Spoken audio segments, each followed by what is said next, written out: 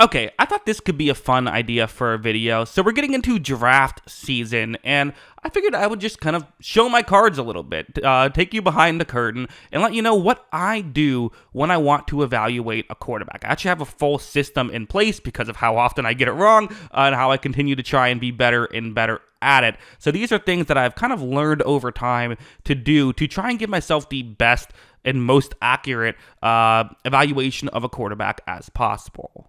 So it's a 15-step process. Let's get into it. Starting off with step number 1, and actually there's kind of a step 0, which is I want to make sure I don't read anyone's take on this player. So if I'm evaluating, I don't know, if I'm evaluating Cam Ward, I want to make sure I don't know anything about Cam Ward going in. That's hard to do, right? You're going to learn some stuff. I'm personally not a college football fan, so that makes it easier for me. I don't watch a lot of college football, but ultimately you're going to hear some stuff, you're going to know some stuff, but I try my best to not go out of my way to learn anything else about that player. That's step 0. Step 1, the first thing I do is I watch their 2 most average games. I use PFF grades, look at the 2 games that are in the middle of the pack of their grades, and watch those 2 games of the most recent season. That's a way to just kind of get an idea of who this player is on a normal day, right? Of course, I don't want to just know that about the player. I have to know their best and worst. So then in my next 4 steps, I watch games in this exact order. I then watch their worst game, then their best game, then their second worst game, and then their second best game. I do it in that order. Now, why am I so picky about this? Why don't I just start at the first game of the season and watch everything? Well, because I am trying to avoid biases as much as possible. And if you start off someone's tape and watch their 3 best games, I do personally believe that first impressions tend to matter more than they probably should. Well, I tend to lean a little bit more positive with my evaluations, which is why I then go worst before best. I think if you were the opposite, probably going best before worst would make more sense. But the whole goal here is to try and get all the information in a steady way, as opposed to simply just starting in one way where you might be getting kind of information randomly. You might be getting their worst games first and think that they're worst and say, okay, they had some better games later on, right? That's kind of my logic there.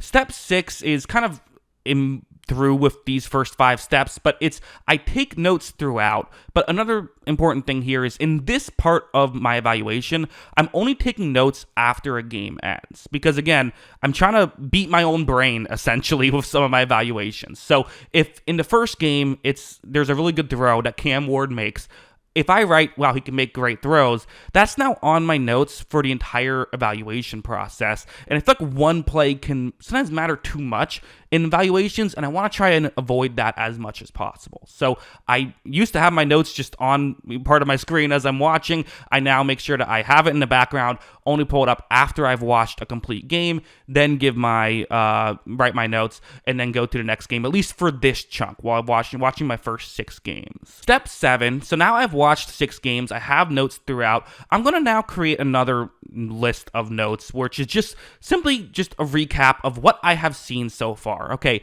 in 3 out of these 4 games, or 3 out of these 6 games, I guess that wouldn't be that much. In 5 out of 6 games, I said that he struggles with pressure. Okay, that's a real thing. Now I have to write that down. That's a common thing, right? I'm getting my evaluation of this player. At this point, I do want to know what other people say. The reason why I try to avoid what people say early on is I remember Justin Herbert is the one I think about, which is I heard a lot of people talking about how he's not very good, just kind of this big, bulky guy, and I just can't help but feel like when I went into tape, I went to confirm the thoughts I had already heard and see those things. And when I saw Herbert maybe making a mistake other people brought up, instead of me just viewing it as one mistake, I viewed it as more than that.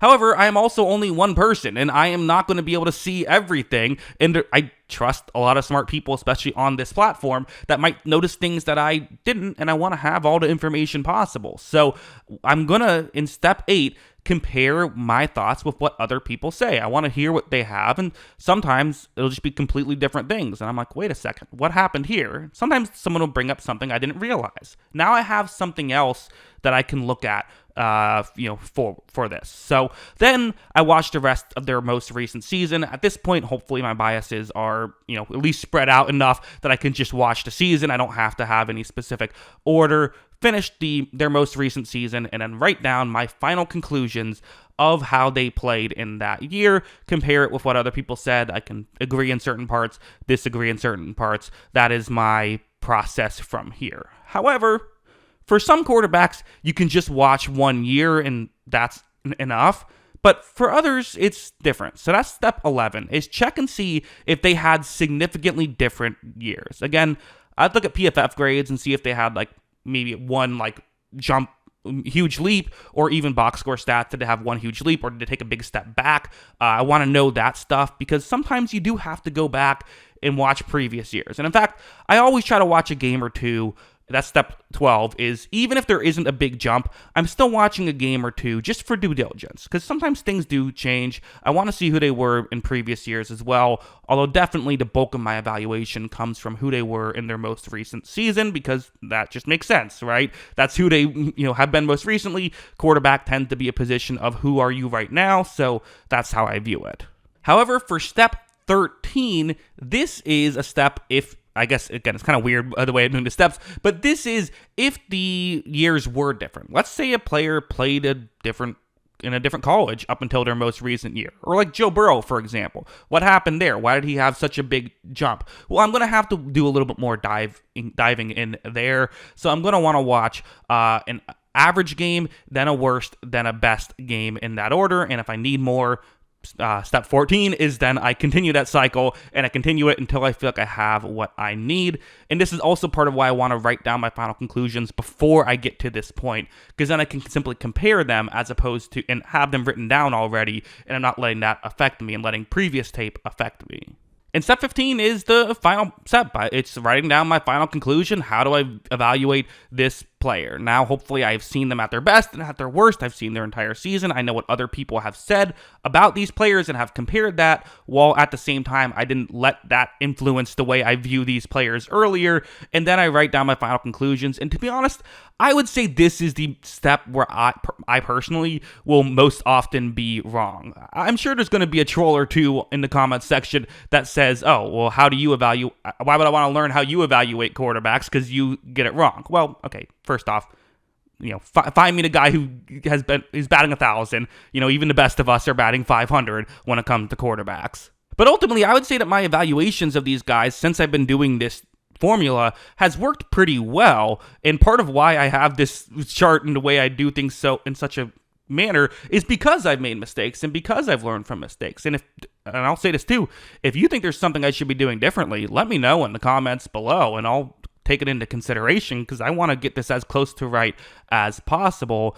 But step 15 is the hardest, of figuring out my conclusion, because a lot of times I'll have a player like Jaden Daniels. I went back and reread my report on him, and I'm like, I nailed every single thing about this guy, and then I still came to the conclusion that he wasn't going to work at the NFL level, or wasn't going to work great at the NFL level. That's just an interesting thing that can happen. So ultimately, finding all the traits is the easier thing, although still not easy. Coming to the conclusion is the hard part that I struggle with personally. But who knows? Maybe this year I'll get it right. But this is how I'm doing it. So yeah, I don't know. Figured that could be interesting. If you think it is, let me know in the comments below, or if you think it isn't. I guess you don't have to mention that. If you think this video is boring, you can just click off. That's fine. But if whatever your thoughts was on this video, I'm kidding. I appreciate all feedback, positive or negative. But let me know your thoughts on this video in the comments below.